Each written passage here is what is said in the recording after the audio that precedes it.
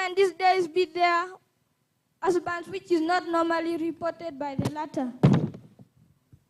Solutions on how to eradicate these menaces. 1. Construction of boarding schools for girls. The best way of reducing all these menaces is by educating the girl child. An educated girl will know the negative effects of FGM, GBV, early marriages, and teenage pregnancy because they have an informed mind. Unfortunately, rural areas do not have schools in their vicinity. Girls become easy prey to ever-thirsty men for sexual intercourse and FGM perpetrators. Therefore, governments of the world should construct boarding schools for girls in areas where these practices are still rampant. 2. Construction of skill centers. Girls who have already undergone these practices should be those skills which will help them get empowered economically, such as tailoring, sweater knitting, and bakery.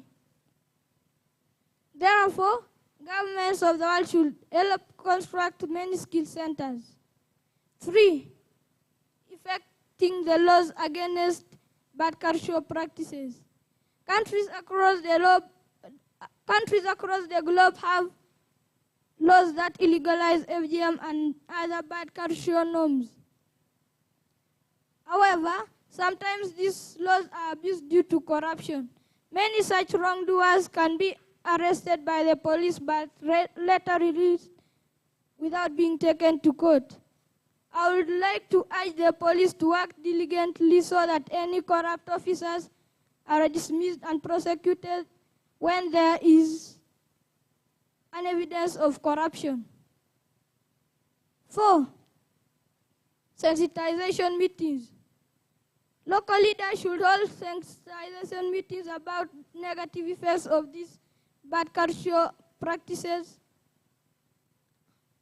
Other cultural leaders are ignorant about this and must be brought on board so as to obtain an informed mind.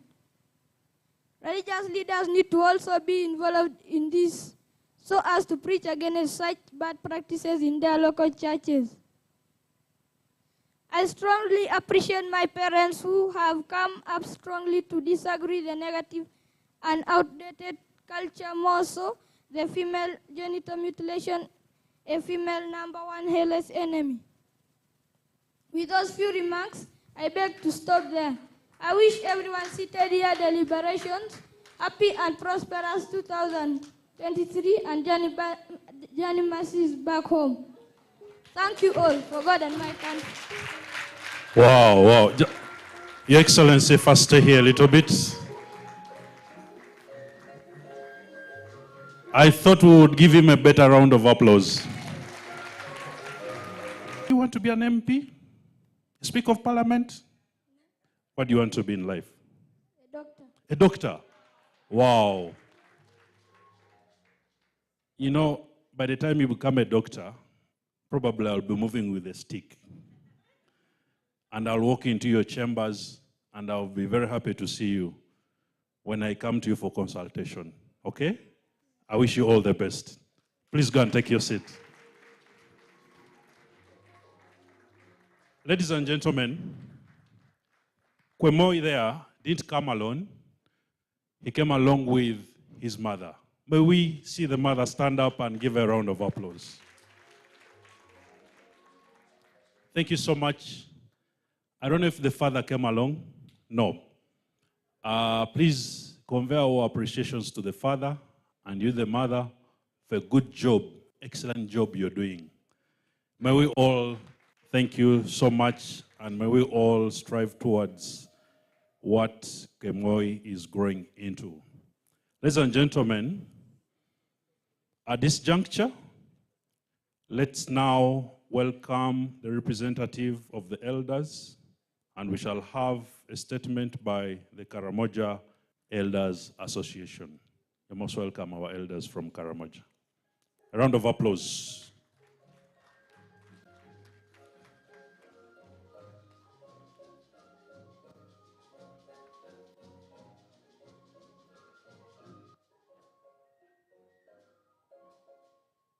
Thank you very much, Honorable Minister, our members of Parliament present, the ambassadors, UN Resident Coordinator, representatives of UN agencies, representatives of government, our district leaders, faith-based organizations, media fraternity, ladies and gentlemen. The statement by Karamoja Elders Association on the commemoration of International Zero Tolerance Day for female genital mutilation. FGM has and is still a big issue of concern in several communities in Karamoja, especially among the Pokot, the Tepeth, Kadam communities who are indigenous in areas of Amodat and Moroto, Nakapiriprit inclusive. And thus, it needs concerted efforts from government, civil society, cultural institutions, such as Karamoja Elders Association. Would love to make sure we all join hands against this vice. We as Karamoja Elders Association are grateful for the support extended by the government of Uganda and her partners in the Spotlight Initiative and other agencies who have enabled our institutions to reach out on this mind and cultural change intervention to end this vice of FGM. We encountered the following hurdles in our persuasion and engagement with the communities. The belief and willingness to undergo this act as a passage recognition among the young girls needs to be strongly discouraged to end this vice. They are possessed. There are those young girls who feel it's a right to undergo this bad exercise. The cutters, whom you call surgeons, for us these are cutters, they are seeking for alternative livelihoods, and they need to be accommodated in our programs, particularly making them the champions in this exercise so that together with us, we can fight this vice.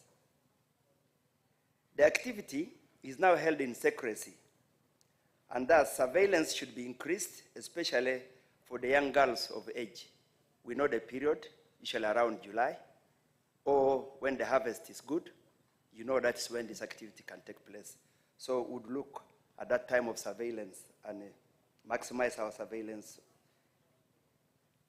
The cultural belief that uncircumcised should not step in the kraal where animals needs to be demystified, because that is the other strong belief.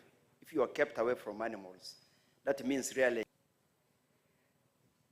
the abuses by co-wives. You know, we marry many women. So these others who feel their friends are dirty needs to be talked to. So it's a problem of the co-wives, the abuse to their friends. So we need to have the mindset change on those friends of ours so that they know it's not unhealthy to be with your friend who is not mutilated. Now, the men and boys, really the headline is good, our theme is good. Because it is we the men who go to enjoy these commodities. So why is it that we don't have to show that the other ones are equally good or even better? So it is about talking to the men and